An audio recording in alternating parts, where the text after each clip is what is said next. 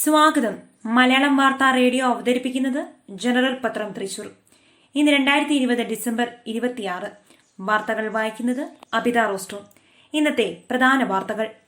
ആ ചിരി മായുന്നില്ല. നടൻ അനിൽ നെടുമങ്ങാടിനെ ഇന്ന് വിട ചൊല്ലും. കോട്ടയം. ചലച്ചിത്ര താരം അനിൽ നെടുമങ്ങാട് തൊടുപുഴ മലങ്കര ഡാമിൽ മുങ്ങിമരിച്ചതിന് പിന്നാലെ മൂകമായി മലയാള സിനിമാ ലോകം. സിനിമാ ചിത്രീകരണത്തിന്റെ ഇടവേളയിൽ ജലാശയത്തിൽ കുളിക്കാനിറങ്ങിയപ്പോഴായിരുന്നു അപകടം. മൃതദേഹം ശനിയാഴ്ച തൊടുപുഴ ജില്ലാ ആശുപത്രിയിൽ കോവിഡ് പരിശോധന നടത്തി പോസ്റ്റ്മോർട്ടത്തിനായി കോട്ടയം മെഡിക്കൽ കോളേജിലേക്ക് മാറ്റും. നിയമസഭ വ്യാഴാഴ്ച ചേർന്നേക്കും. തിരുവനന്തപുരം.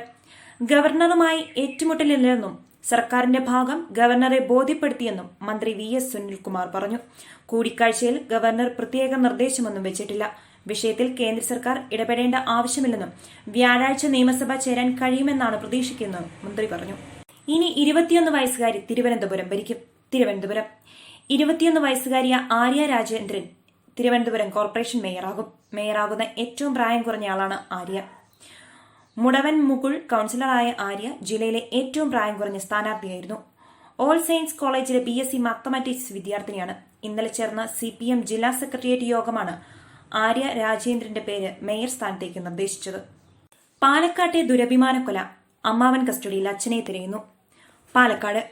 പാലക്കാട് കുഴൽമന്ദത്ത് പ്രണയിച്ച് വിവാഹം കഴിച്ചതിന്റെ പേരിൽ യുവാവിനെ വെട്ടിക്കൊന്ന സംഭവത്തിൽ അന്വേഷണം ഊർജിതം. ഭാര്യയുടെ അമ്മാവൻ സുരേഷിനെ പോലീസ് കസ്റ്റഡിയിലെടുത്തെന്നാണ് സൂചന.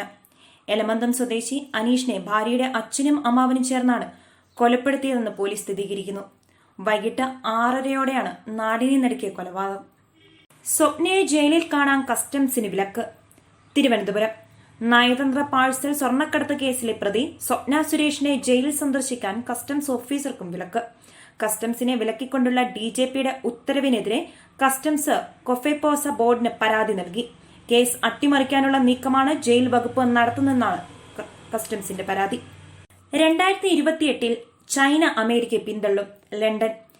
8 വർഷത്തിനുള്ളിൽ അമേരിക്കയെ മറികടന്ന് ചൈന ലോകത്തെ ഏറ്റവും വലിയ സാമ്പത്തിക ശക്തിയായി മാറുമെന്ന് റിപ്പോർട്ട്. കോവിഡ് മഹാമാരി അമേരിക്കയിൽ കനത്ത ആഘാതമുണ്ടാക്കിയ സാഹചര്യത്തിൽ മുമ്പ് കണക്ക് കൂട്ടിയതിനേക്കാൾ 5 വർഷം മുമ്പ് തന്നെ 2028 ചൈന അമേരിക്കയെ മറികടക്കുമെന്ന് centre for economics and business റിസർച്ചിന്റെ പഠനത്തിൽ വ്യക്തമാക്കുന്നു. ബ്രിട്ടനിൽ നിന്നെത്തിയ 8 പേർക്ക് കോവിഡ്. തിരുവനന്തപുരം. ബ്രിട്ടനിൽ നിന്നെത്തിയ 8 പേർക്ക് കോവിഡ് പോസിറ്റീവെന്ന് ആരോഗ്യമന്ത്രി KK ശൈലജ. സ്രവം കൂടുതൽ പരിശോധനയ്ക്കായി പൂനെയിലേക്ക് അയച്ചു. വളരെ വേഗത്തിൽ പകരുന്ന ജനിതക മാറ്റം സംഭവിച്ച വൈറസാണോ ഇതെന്ന് പൂനെയിൽ നിന്നുള്ള റിപ്പോർട്ട് വന്നാൽ മാത്രമേ വ്യക്തമാകൂ. 4 വിമാനത്താവളങ്ങളിലും കർശന സുരക്ഷ ഏർപ്പെടുത്തി. കൂടുതൽ പരിശോധന നടത്തിവരികയാണെന്നും മന്ത്രി കൂട്ടിച്ചേർത്തു. കേരളത്തിലും കൊറോണ വൈറസിന് ചെറിയ തോതിൽ ജനിതക മാറ്റം ശ്രദ്ധയിൽപ്പെട്ടിട്ടുണ്ടെന്നും ഇത് സംബന്ധിച്ച് ഗവേഷണം നടത്തിവരികയാണെന്നും മന്ത്രി പറഞ്ഞു. സ്ഥലം മാറ്റ നിർദ്ദേശം DGPക്ക് ബാധകമല്ലെന്ന് മീണ. ബെഹ്റയ്ക്ക് തുടരാം. തിരുവനന്തപുരം. നിയമസഭാ തെരഞ്ഞെടുപ്പിന്റെ ഭാഗമായി സംസ്ഥാന പോലീസ് മേധാവി ലോക്നാഥ് ബെഹ്റ മാറേണ്ടതില്ലെന്നും മുഖ്യ തെരഞ്ഞെടുപ്പ് ഓഫീസർ ടിക്കാറാം മീണ. ഒരേ പദവിയിൽ 3 വർഷമായി തുടരുന്ന പോലീസ് റവന്യൂ ഉദ്യോഗസ്ഥരെ തെരഞ്ഞെടുപ്പിന് മുമ്പ് സ്ഥലം മാറ്റണമെന്ന നിർദ്ദേശം DGPക്ക് ബാധകമല്ലെന്നും ബെഹ്റയുടെ കാര്യത്തിൽ മറ്റൊരു നടപടി വേണോയെന്ന് കേന്ദ്ര തെരഞ്ഞെടുപ്പ് കമ്മീഷൻ തീരുമാനിക്കുമെന്നും ടിക്കാറാം മീണ പറഞ്ഞു. പട്ടികജാതി വിഭാഗക്കാർക്കുള്ള പോസ്റ്റ് മെട്രിക് സ്കോളർഷിപ്പിന് അനുമതി. ന്യൂഡൽഹി. പട്ടികജാതി വിഭാഗത്തിൽപ്പെട്ട വിദ്യാർത്ഥികൾക്കായി കേന്ദ്ര സർക്കാർ നൽകിവരുന്ന പോസ്റ്റ് മെട്രിക് സ്കോളർഷിപ്പിലെ മാറ്റങ്ങൾക്ക് പ്രധാനമന്ത്രി നരേന്ദ്രമോദി അധ്യക്ഷനായ സാമ്പത്തിക കാര്യങ്ങൾക്കുള്ള കേന്ദ്ര മന്ത്രിസഭായോഗം അനുമതി നൽകി. അടുത്ത 5 വർഷം കൊണ്ട് പട്ടികജാതി വിഭാഗത്തിൽപ്പെട്ട 4 കോടി വിദ്യാർത്ഥികൾക്ക് കൂടി ഉന്നത വിദ്യാഭ്യാസം സാധ്യമാകുന്ന വിധത്തിലാണ് മാറ്റങ്ങൾ കൊണ്ടുവന്നിരിക്കുന്നത്. ഇതിനായി 59,048 കോടി രൂപ കേന്ദ്ര മന്ത്രിസഭായോഗം അനുമതി നൽകി. ഇന്ത്യക്കും ബംഗ്ലാദേശിനുമിടയിൽ സുഗമമായ വ്യാപാര ബന്ധം സാധ്യമാക്കുമെന്ന് ന്യൂഡൽഹി. ഇന്ത്യക്കും ബംഗ്ലാദേശിനുമിടയിൽ സുഗമമായ വ്യാപാര ബന്ധം സാധ്യമാക്കാനുള്ള എല്ലാ നടപടികളും കൈക്കൊള്ളുമെന്ന് വാണിജ്യ വ്യവസായ മന്ത്രാലയങ്ങളുടെ ചുമതലയുള്ള കേന്ദ്രമന്ത്രി ശ്രീ പീയൂഷ് ഗോയൽ ബംഗ്ലാദേശിന് ഉറപ്പു നൽകി. കാർഷിക മേഖലയുമായി ബന്ധപ്പെട്ട ഇന്ത്യ ബംഗ്ലാദേശ് ഡിജിറ്റൽ സമ്മേളനത്തെ അഭിസംബോധന ചെയ്യുകയായിരുന്നു അദ്ദേഹം. ഹരിയാന മുഖ്യമന്ത്രിയുടെ വാഹനവ്യൂഹം തടഞ്ഞ കർഷകർക്കെതിരെ വധശ്രമത്തിന് കേസ്. ഹരിയാന.